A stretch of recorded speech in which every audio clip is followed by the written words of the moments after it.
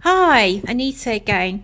Right, as you can see, I'll turn the vase around. You can see I finished the outline on the flowers so I can see where they sit on the vase, because as the colours dry they will become very similar, and it'd be difficult to see where one colour starts on the other ends. Now, you probably know me by now. I do like to have interest in the background colours that I apply. I don't want just a flat green colour in the background. I want to make it so there's light coming through, bursts of colour, colour within colour, and would be all too easy for me just to paint one colour on in between the flowers, and have just a green background. It'd be an interesting green because we use interesting glazes, but it wouldn't be interesting enough for me. So what I do now, I do similar as I did on the panda vase. I paint in some yellow glaze on the background, just here and there, in between the flowers. And this will create a lovely interesting background, as it did for the panda vase. Again, if I go too heavy with any of the colours, I will get in the firing, the colours will run off the pot and run down and stick onto the kiln shelf, and the pot will be ruined. So I have to know how heavy I can apply these glazes, bearing in mind there's already a base glaze that I'm painting on top of, and this makes the painting it's absorbent. Then I'll just go back a bit because it's getting a bit blurry.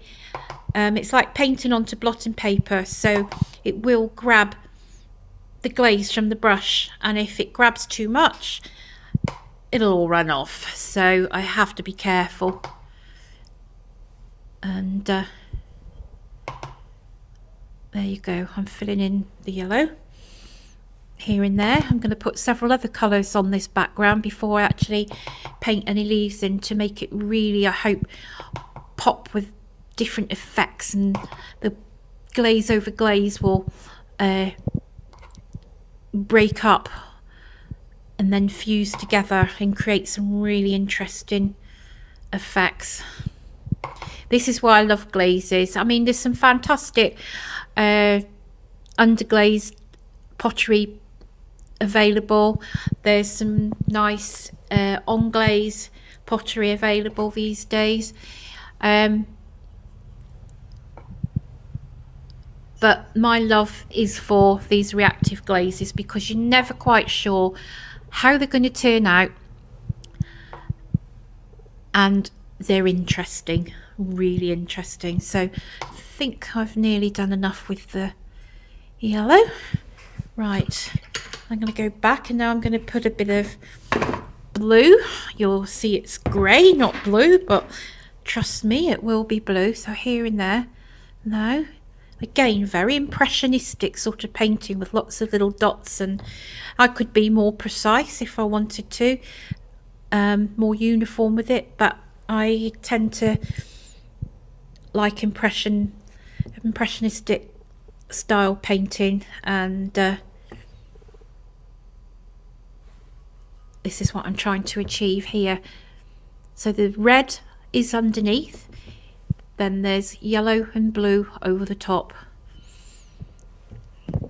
and in a moment I will paint the leaves over the top of this, and it's a build up of colour all the time, or build up of glazes. So I'll keep the film going while I'm doing this.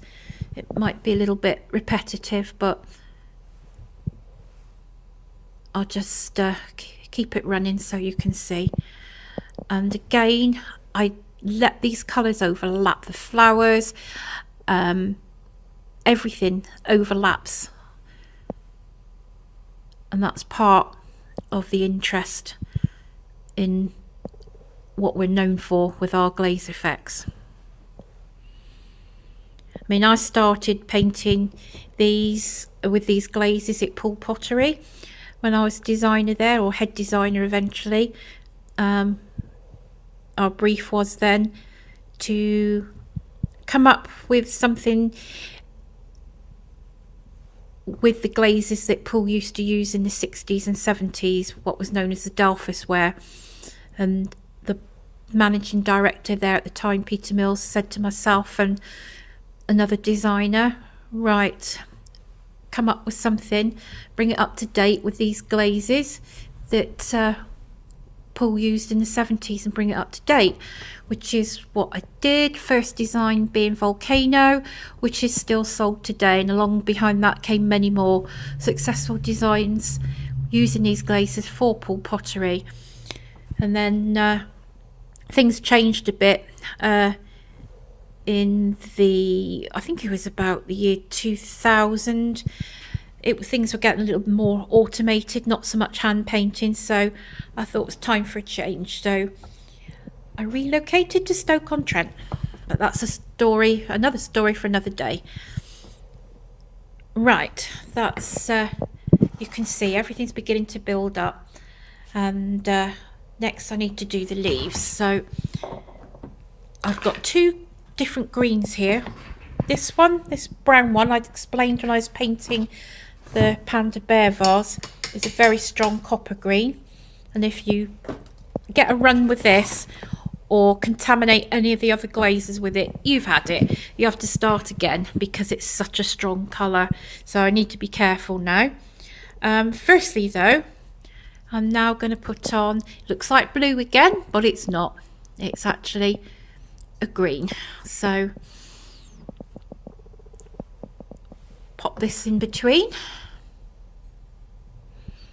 Now from start to finish, I mean, I'm speeding this up because I'm stopping the process in between to carry on so you don't get bored with the repetitive bits, but the actual start to finish to paint this vase takes quite a lot of time, and this is only the first firing, it's not the final firing. It's been fired once to bisque, then it's been spray glazed for me to paint on top of, so it's already had one firing, which is called the biscuit, and so that's the first firing. It will have a second firing when I finish painting this in a minute, or in a while, and then when it comes out I will then add some gold tube lining and maybe a bit of luster to it, and I will pop it back in the kiln and it will have another firing, and a much lower firing, but that will then be 3 firings. And if I decided to do some more to it, it could have another firing. So there's a lot of work to produce one piece, but and the price will reflect that, obviously, but you get what you pay for. It's quality glazing and hand painting. There we go, that's that green applied. Now looking at it, I think I've gone over the yellow a bit much, but hopefully some will come through. I may just pop a bit more on. Don't want to go too much, like I said, otherwise all these colours will run over the flowers and the vase will be spoilt. Right, I'll just go round again and put this yellow back on, and then I'll come back and we'll do the final bit, which will be the leaves. See you in a mo.